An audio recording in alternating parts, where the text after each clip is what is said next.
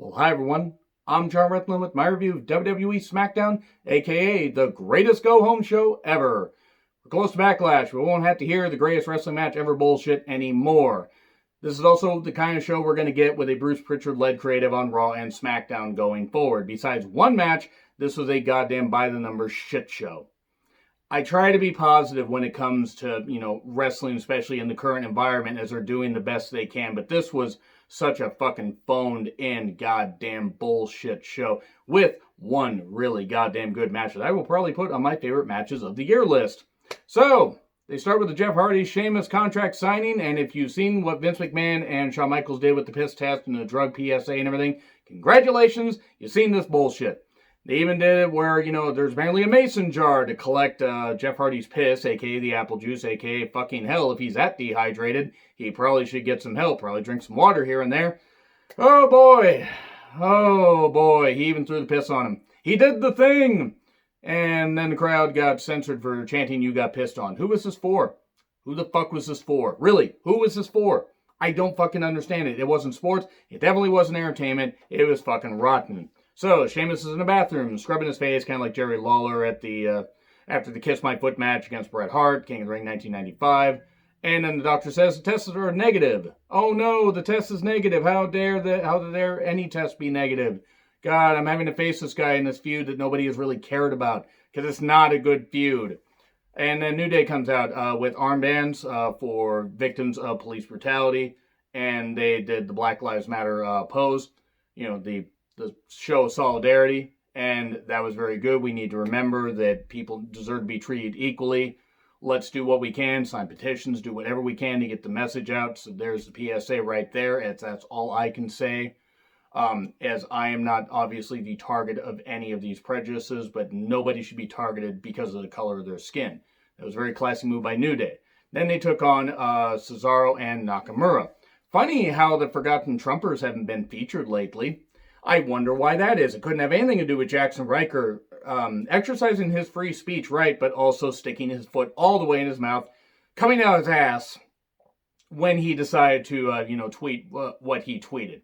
We all know what he fucking tweeted. He deserved to be ridiculed for it, and hopefully maybe they get just not necessarily let go from the company, but maybe just sitting at home for another 6 months or whatever.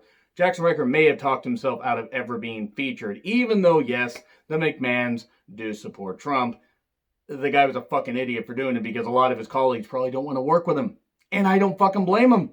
Because in this current environment, he shouldn't have fucking said that. So, anyway, the match was fine. Some good energy and everything, and Nakamura ends up pinning Kofi. So the match was, again, fine.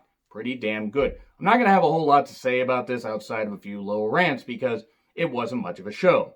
Heavy Machinery is back there.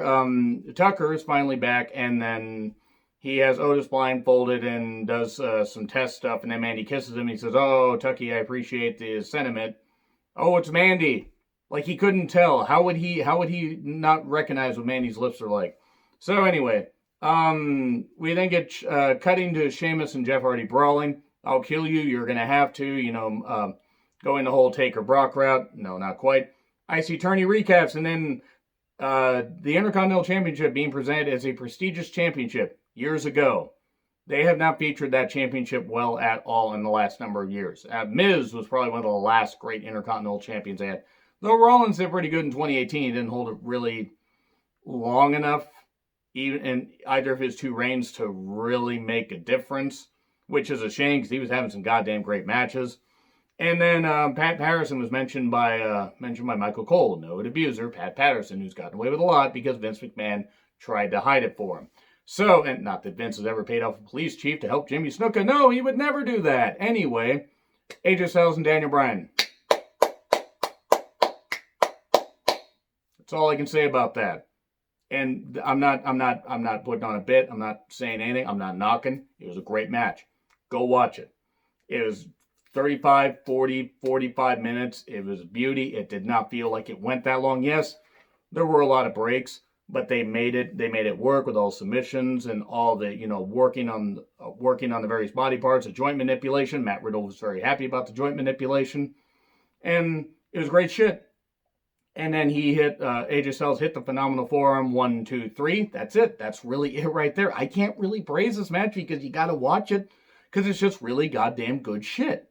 It's really fucking incredible. These two put on, you know that these two are more than capable of putting on a great match. And they did here. And it was fucking great. So, recaps of Braun, Miz, and Morrison. Ho ho, hey hey. Braun tipping the white van over. And then Braun does a goofy promo. I have no problem obliterating some heavy machinery. Basically, if Otis tries to cash in. Bayley and Sasha celebration. Bayley with the 2 straps. Have fun unseeing that. Or have fun not seeing that. Bayley then says it's lonely being a top. I might have misunderstood that, but maybe I didn't. But maybe it's lonely being on top. Maybe on top of Sasha. Maybe on top of somebody. I have no goddamn idea. I don't kink shame much.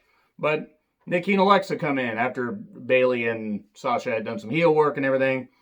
And then the Iconics are on the screen. Then Alexa and Nikki attack them.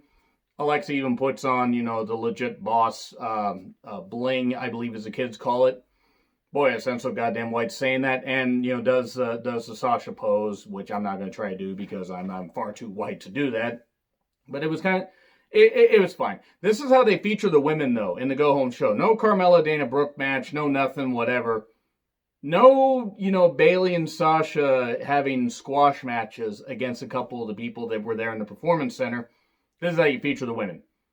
I mean, and again, Bruce Pritchard, like creative, he's probably going to be doing this a lot.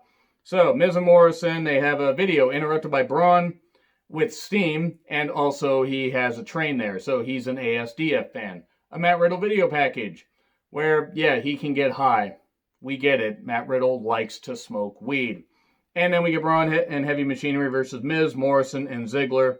Corbin at one point finds Mandy because the camera just happens to be following him. He says, well, you want to get with the king. And then Otis comes back there and attacks him. So that's going to be the next feud that we get because of the whole crown thing where he stole his crown because he's crowning. And then Otis comes back and eventually pins Ziggler after hitting the Caterpillar. That's all I got to say about that episode of SmackDown. This was, besides the Styles Bryan match, it was pretty shit. Anyway, agree, disagree, what I said, like, share, subscribe, Twitter handle in the description. I'm John Ritland. I'll see you soon.